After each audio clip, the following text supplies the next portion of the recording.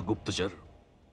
हिमाचल पुत्री पार्वती हिमालय में अकेली तपस्या कर रही है? हाँ सूर्यराज, मैं अपनी आंखों से देख कर आ रहा हूं। यह असंभव है। मैं होनी को बदल दूंगा। मैं हिमाचल पुत्री का तप पूरा नहीं होने दूंगा। बोल, पुष्टि, आघात, व्याघात। तुम चारों इसी समय हिमालय जाकर हिमाचल पुत्री को इतना आतंकित करो कि उसका तप भंग हो जाए। जो आज्ञा सूर्यराज।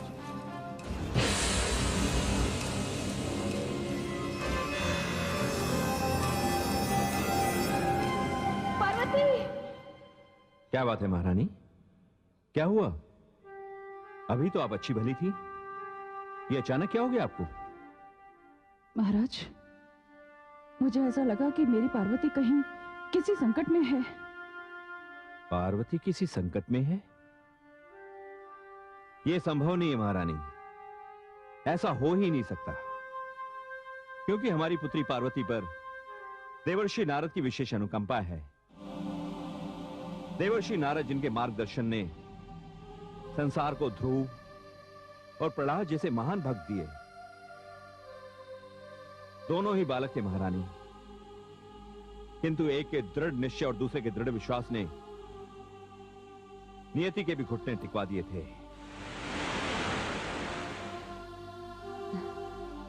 माताश्री, पिताश्री, प्रणाम माताश्री, प्रणाम पिताश्री। सदा सुखी रहो पुत्री। क्या हुआ माताश्री? क्या बात है पिताश्री? पुत्री गंगे, पता नहीं अचानक मुझे ऐसा लगा जैसे तुम्हारी बहन पार्वती किसी संकट में है। हाँ पुत्री। नहीं माताश्री, ये नहीं हो सकता। आप चिंतित ना हो, मैं स्वयं जाकर पार्वती को देख कर आती हूँ।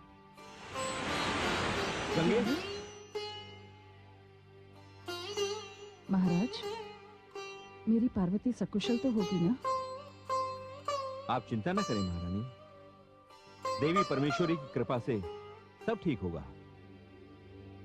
ओम नमः शिवाय, ओम नमः शिवाय, ओम नमः शिवाय, ओम नमः शिवाय, ओम नमः शिवाय, ओम नमः शिवाय, ओम नमः शिवाय। तपस्या। रुक जाइए देवी, आप जो भी हों, किंतु मेरी माता की तपस्या को भंग करने की चेष्टा मत कीजिए। मैं यहाँ विघ्न डालने नहीं आई हूँ, किंतु तुम कौन हो? मैं वीरभद्र हूं। मेरी माता का मुझे आदेश है कि उनकी तपस्या को कोई भंग करने की चेष्टा ना करे, और यह पुत्र अपने प्राण दे देगा, किंतु उनके आदेश को नहीं टलने देगा। वीरभद्र, मैं गंगा हूँ, हिमालय पुत्री गंगा। मैं पार्वती की बहन हूँ। क्षमा कीजिए, मुझे पता नहीं था। माँ की बहन भी माँ सी होती है। मेरी माता ने प्रण किया है कि जब तक मेरे प्रभु भगवान शिव स्वयं आकर उनकी समाधि नहीं तोड़ेंगे, मैं किसी और को उनकी समाधि नहीं तोड़ने दूंगा। नहीं वीरभद्र, मैं उनकी समाधि नहीं तोड़ूंगी। मैं तो केवल उनके दर्शन करना चाहती हूँ। कहाँ है भगवान शिव? वो सामने कंदरा में विराजमान है। आप वहां जाकर उनके दर्शन कर सकती हैं, किंतु ध्यान रहे वो भी समाधि में है और उनकी समाधि भंग न होने पाए। तुम इसकी चिंता मत करो। तुम मुझे नहीं पहचानते, किंतु वो मुझे पहचानते हैं।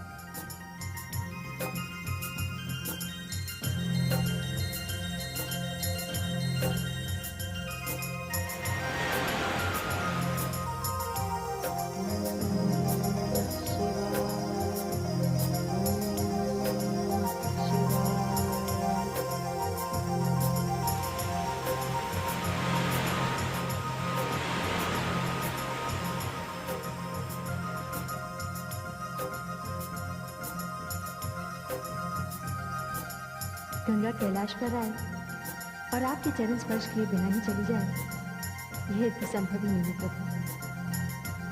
मैं आपको प्रणाम करती हूँ।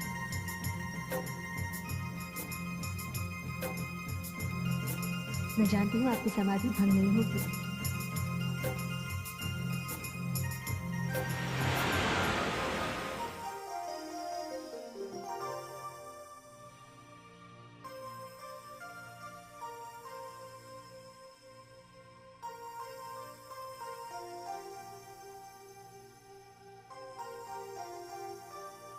स्वामी, मुझे बहुत चिंता हो रही है। पुत्री पार्वती का अभी तक कोई समाचार नहीं आया। महारानी, आप चिंता ना करें। पुत्री गंगा गई है वहां, वो आती ही होगी। माताश्री,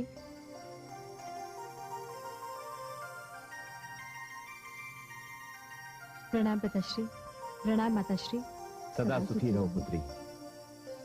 पुत्री गंगे, तुम पार्वती से मिलकर आई? जी माताश्री। कैसी है मेरी पुत्री? माताश्री, वो सकुशल कैलाश पर है और पास ही कंदरा में भगवान शिव समाधि लगाए बैठे हैं। तो मेरे मन में जो भय था। माताश्री, जिसकी रक्षा स्वयं वीरभद्र कर रहे हो, उसके लिए भय कैसा? किंतु गंगे, इस समय तो वहां भीषण हिमपात हो रहा होगा। हाँ पिताश्री, हिमपात तो हो रहा है।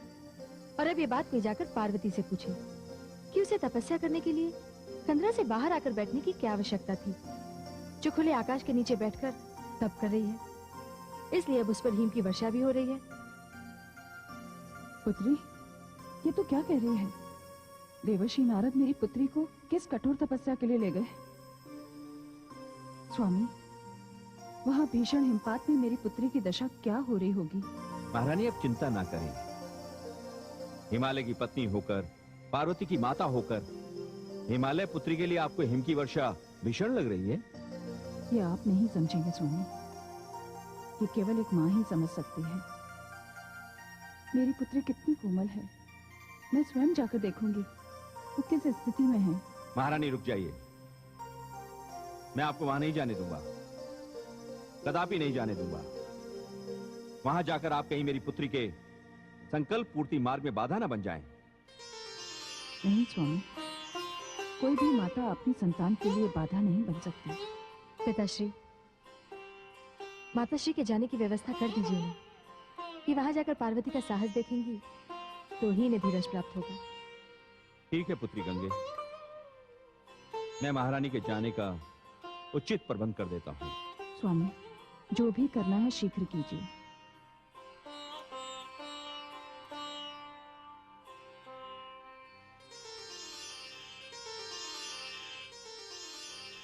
ओम नमः शिवाय।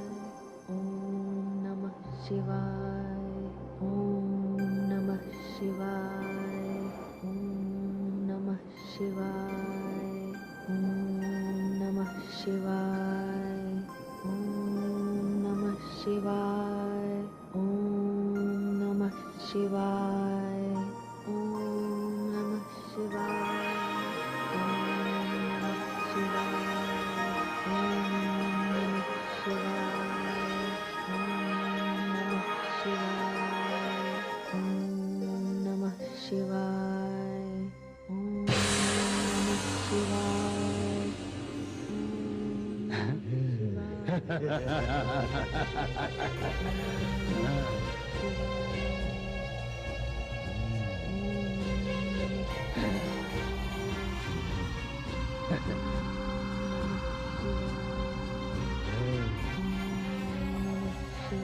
क्या विचार है? उठाकर ले चले से? नहीं मुश्किल नहीं, इसे समाप्त करने का आदेश प्राप्त हुआ है हमें। किंतु आघात, तनिक सोचो, विधाता ने कैसी सुंदर मूर्ति बनाई है, क्या हम इसे यूं समाप्त कर देंगे? तुम किसी भ्रम में मत पड़ना मूल, समय नष्ट मत करो। चलो शीघ्र ही आदेश का पालन करें और इसके वध का प्रमाण लेकर हम असुराज तारकासुर के पास चले।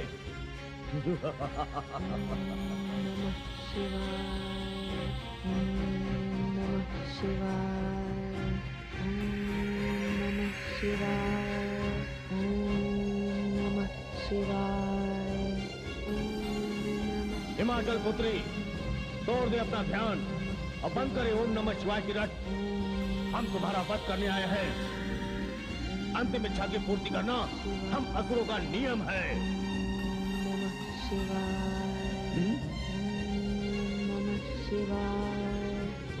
सुना नहीं भ्राता मुझसे ने क्या कहा?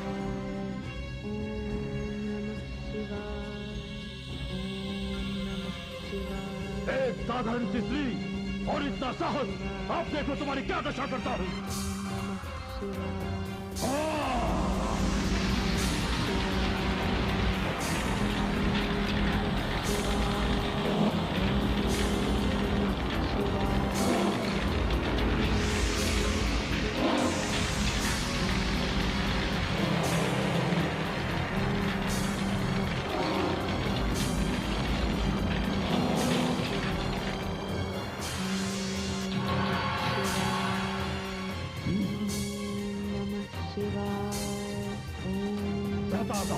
कदाचित इस हिम वर्षा में इस पर अग्नि का प्रभाव नहीं होगा।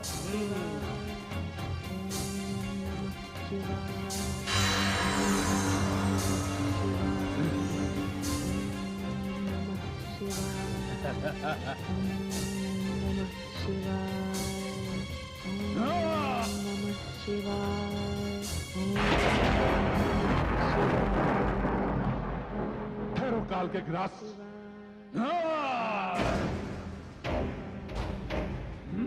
उधर क्या देखते हो? इधर आओ।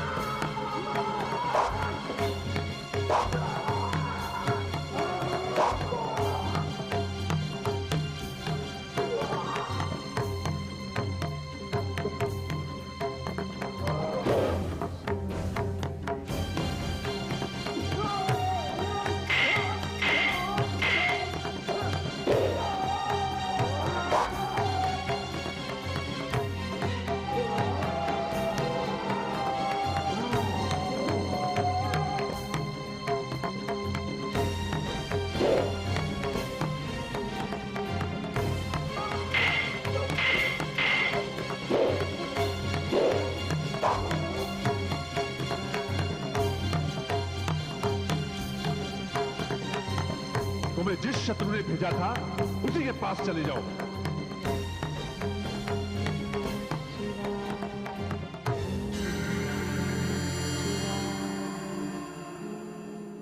प्रणाम माते।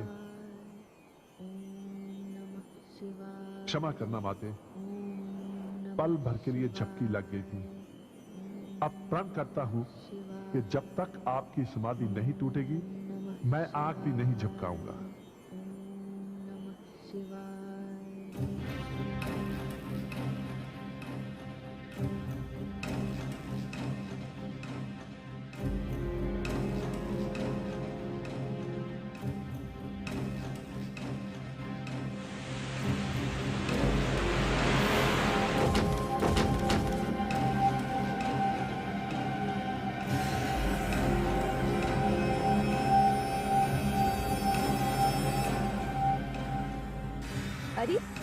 मूल, मुष्टिक, आघात, व्याघात।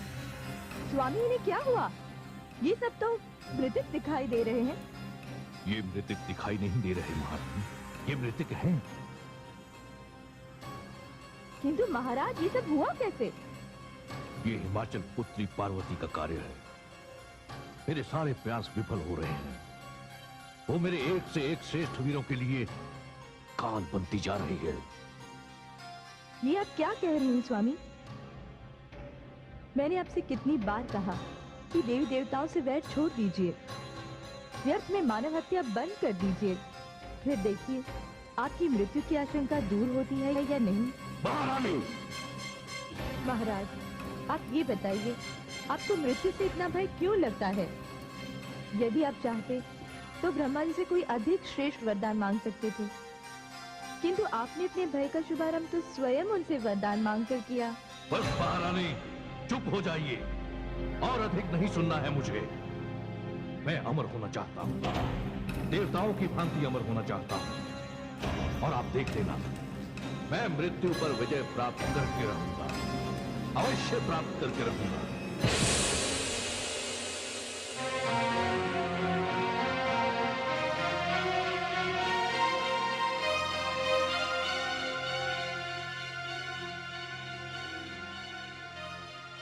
हे वरुण देव, क्या कारण हो सकता है? कामदेव अब तक नहीं पधारे। वो किसी भी क्षण आते होंगे, उन्हें सूचना दे दी गई है। कामदेव उपस्थित है देवराज इंद्र। कामदेव अपनी समस्त सेना के साथ उपस्थित है देवराज। आइए आइए कामदेव, आपका स्वागत है। आइए आइए कामदेव, वरुण लोक में आपका स्वागत है। आज्ञा दीजिए देवराज। बहुत दिनों से मैं तथा मेरी सेना दोनों ही निष्क्रिय बैठे हुए हैं।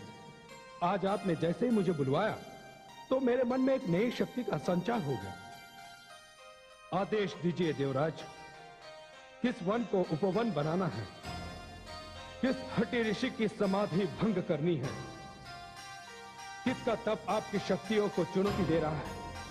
बताइए देवराज, बताइए, इस बार मेरे बाणों के लक्ष्य पर कौन है?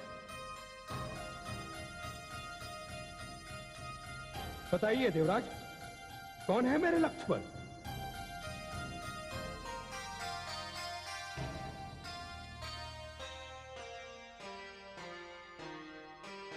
देवादिदेव महादेव। क्या? हाँ कामदेव, देवादिदेव महादेव। देवादिदेव महादेव, जो सारे संसार की शक्तियों की संगम है, जहां सारी इच्छाओं की पूर्ति अपने आप हो जाती है, जिनकी दृष्टि के एक संकेत में असंख्य काम है, उन निष्काम शिव पर लक्ष्य। आप चाहते हैं कि मैं उन पर अपना बाण चलाऊं? नहीं देवराज, नहीं। मेरे साहस और धैर्य की परीक्षा मत लीजिए। देखिए कामदेव, ये हम सभी देवताओं की अस्मिता और गौरव का प्रश्न है। हम कब तक इसी प्रकार एक स्थान से दूसरे स्थान पर भटकते रहेंगे? किंतु देवराज, हम देवताओं की पराजय का कारण तो असुर सम्राट तारकासुर है। हाँ कामदेव, जब तक भगवान भोलेनाथ से संतान नहीं होती, हमारा संकट नहीं टलेगा। और उधर जगदम्बा पार्वती भगवान भोलेनाथ को प्राप्त करने के लिए हिमालय में घोर तप कर रही हैं। फिर भी भगवान भोलेनाथ उनकी ओर आकर्षित नहीं हो रहे। उनकी समाधि भंग करने के लिए मेरे पास एकमात्र अस्त्र है, और वो आप है कामदेव, केवल आप।